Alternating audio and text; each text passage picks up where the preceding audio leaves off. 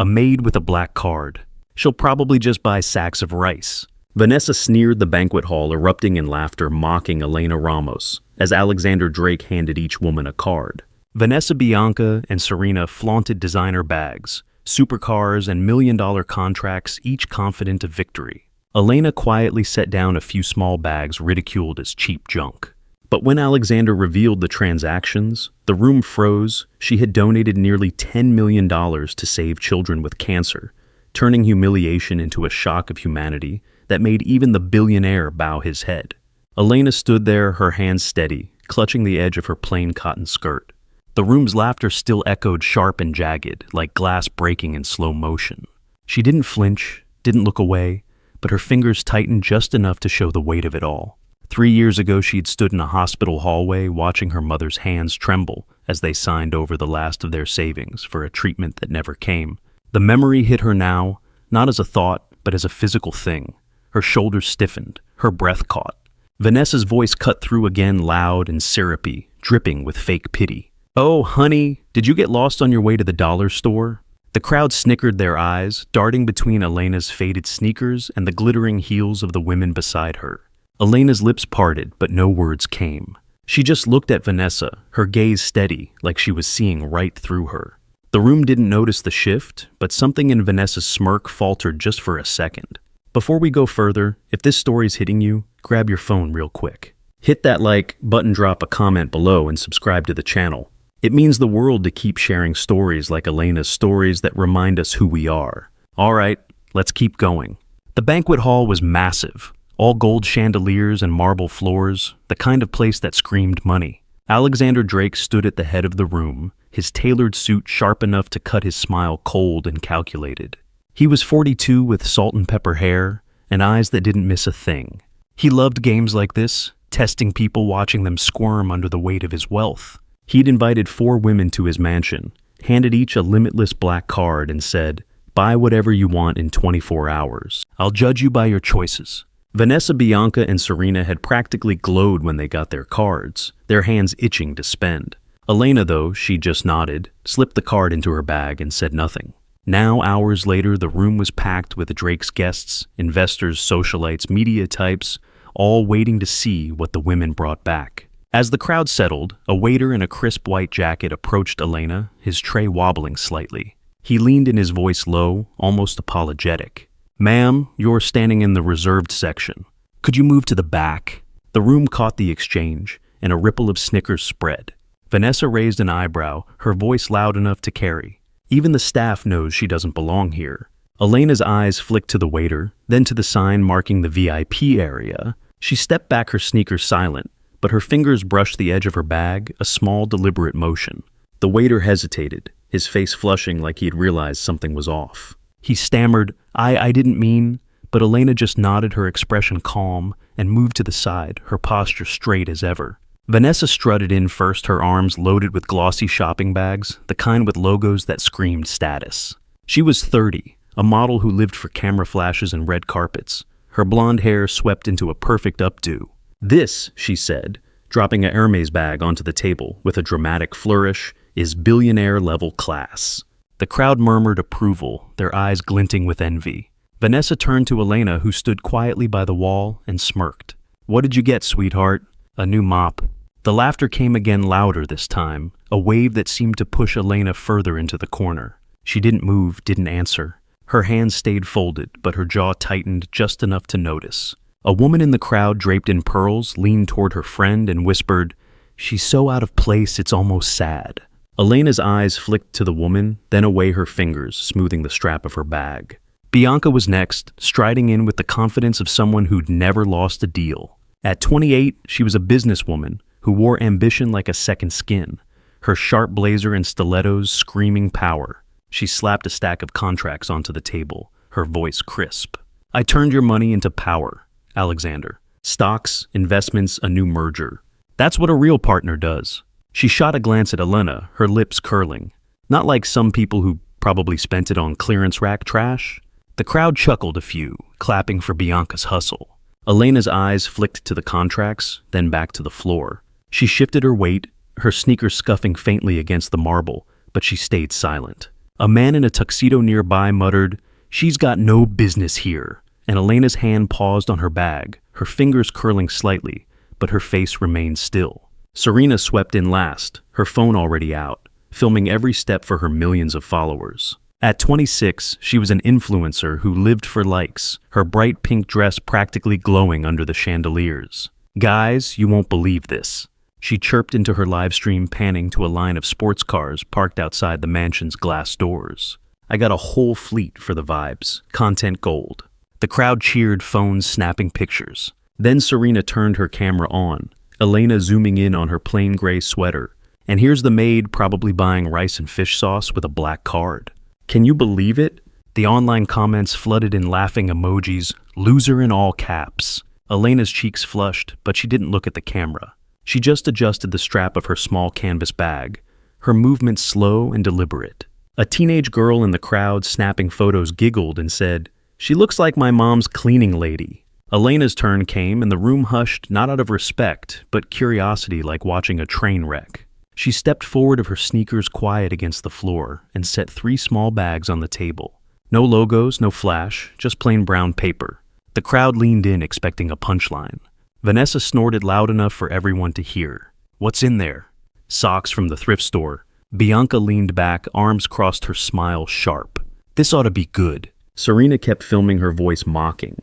"Let's see what the maid bought with unlimited money. Bet it's embarrassing." Elena's hands moved carefully, unzipping one bag, but she didn't pull anything out yet. She just stood there, her face calm, her eyes fixed on the table like it held something sacred. A man in the back sipping champagne muttered to his date, "This is why you don't give peasants a chance to play."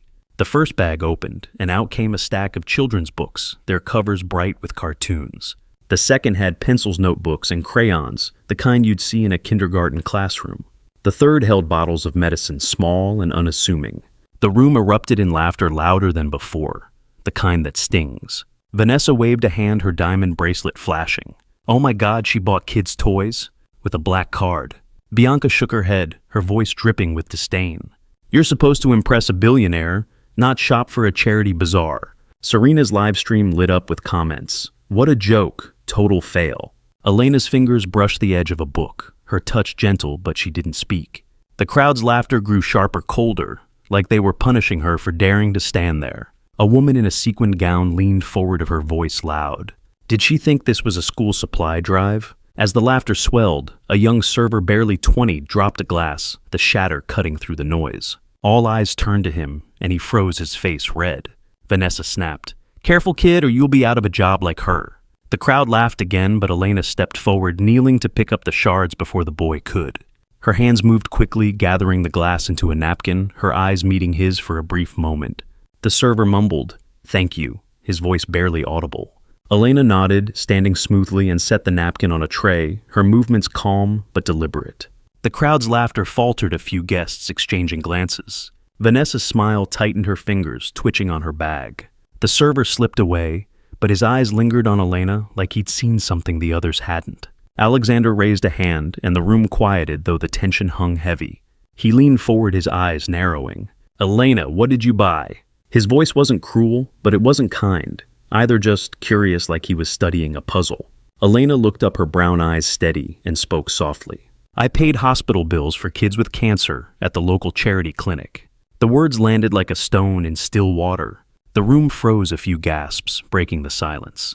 Vanessa's laugh cut through, high and forced. "Charity? Really? That's what poor people do to feel good about themselves."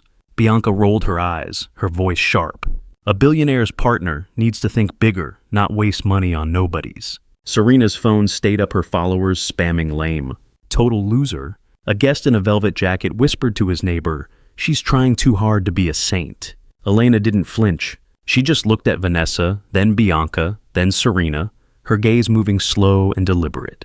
"Money only matters if it saves lives," she said, her voice low but clear, each word like a quiet hammer. The room stilled again, the air heavy. A few guests shifted in their seats, their faces uneasy. Vanessa opened her mouth, then closed it, her smirk gone. Bianca's fingers tightened on her contracts, her knuckles white. Serena's phone dipped slightly, her smile faltering. Elena turned back to the table, her hands folding the bags closed with care like she was protecting something fragile. A woman in the crowd, clutching a wine glass, leaned toward her husband and muttered, "She's got some nerve talking like that."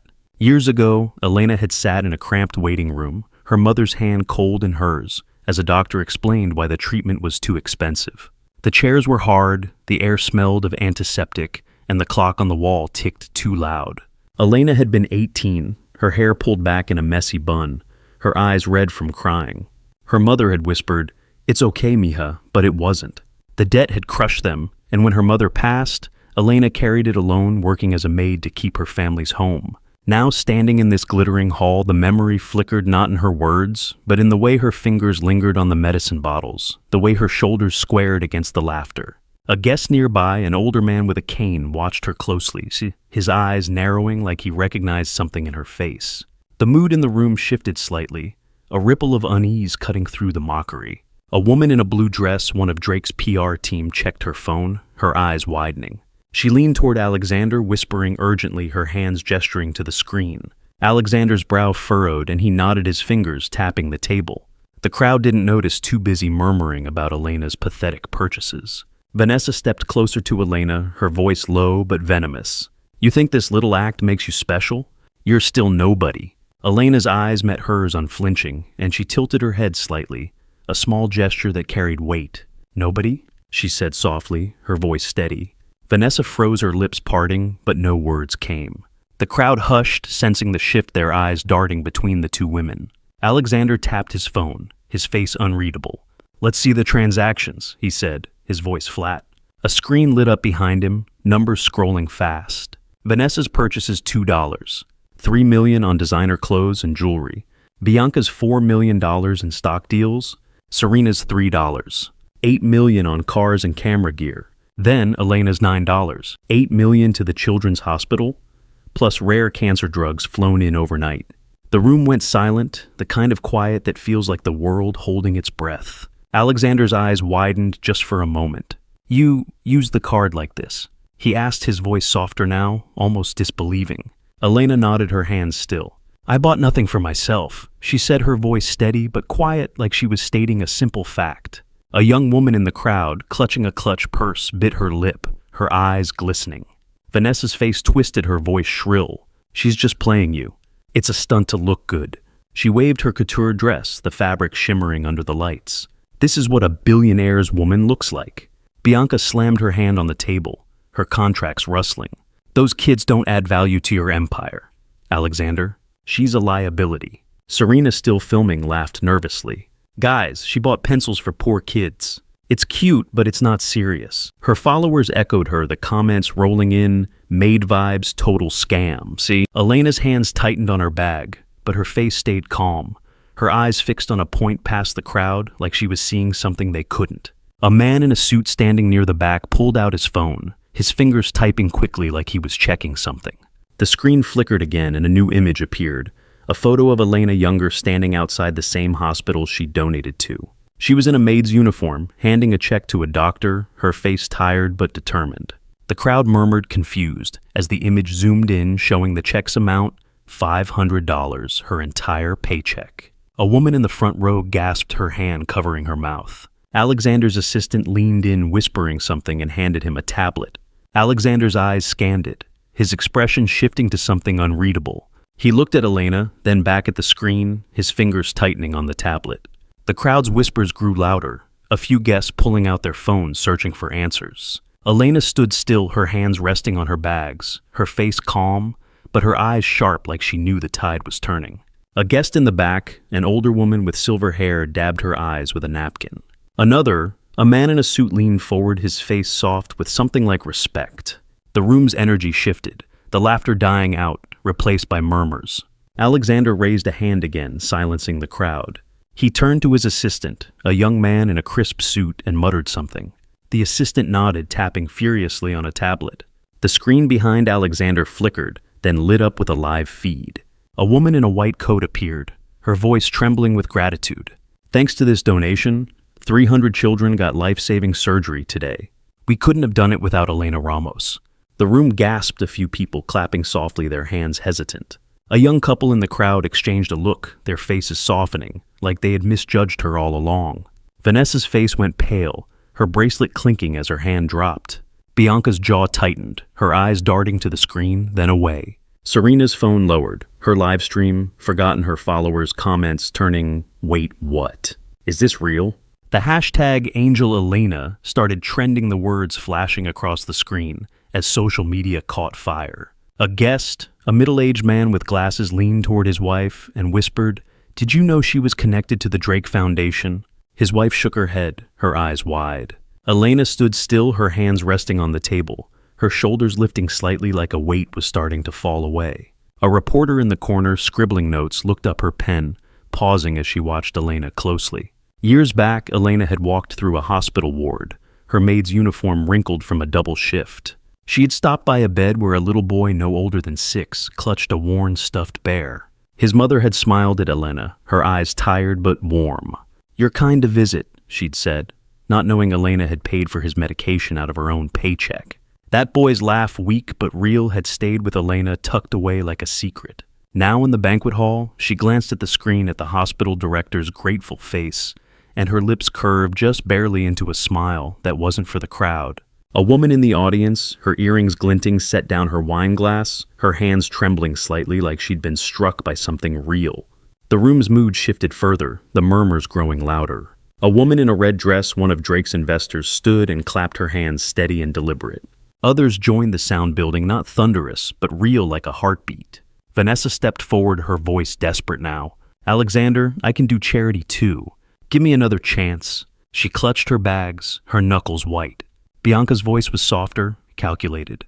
"You need someone strategic, not a girl who's all heart and no brain." Serena, tears smearing her mascara, spoke into her phone. "Guys, I didn't mean to mock her. It was just for content, you know?" The comments turned brutal, fake tears too late. A man in the crowd, his tie loosened, shook his head, muttering, "They're digging their own graves." As the applause grew, a young girl, maybe 15, slipped through the crowd, her eyes wide with awe. She held a small drawing, a crayon sketch of a heart with "thank you" scrawled across it. She approached Elena, hesitating, then held it out. "This is from my brother. He's at the hospital." "You helped him?" Elena's hands froze on her bag, her eyes dropping to the drawing. She took it gently, her fingers tracing the uneven lines, her breath catching for a moment. The crowd watched, the air thick with emotion. Elena knelt slightly, meeting the girl's eyes, and nodded, her voice soft. "Tell him I saw it." The girl beamed, clutching her mother's hand as she stepped back. The room's applause swelled, a few guests wiping their eyes. Alexander's face hardened, his eyes cold as he looked at the 3 women. He didn't speak, just gestured to his assistant, who tapped the tablet again. The screen flashed with new headlines. Model Vanessa Quinn, slammed for mocking charity donation. Bianca Lee's stock deals questioned after public backlash. Influencer Serena Moore loses major sponsor over cruel live stream. The crowd gasped, phones buzzing as notifications lit up. Vanessa's hands shook her bags, slipping to the floor. Bianca stared at the screen, her face pale, her contracts forgotten. Serena's phone fell to the table, her live stream still running, capturing her stunned silence. A woman in the crowd, her necklace glittering, turned to her friend and whispered, "They didn't see this coming." Elena stood there, her small bag still on the table, her posture unchanged. She didn't gloat, didn't smile, didn't even look at the women who'd torn into her. She just adjusted her bag's strap, her movements slow and careful like she was preparing to leave.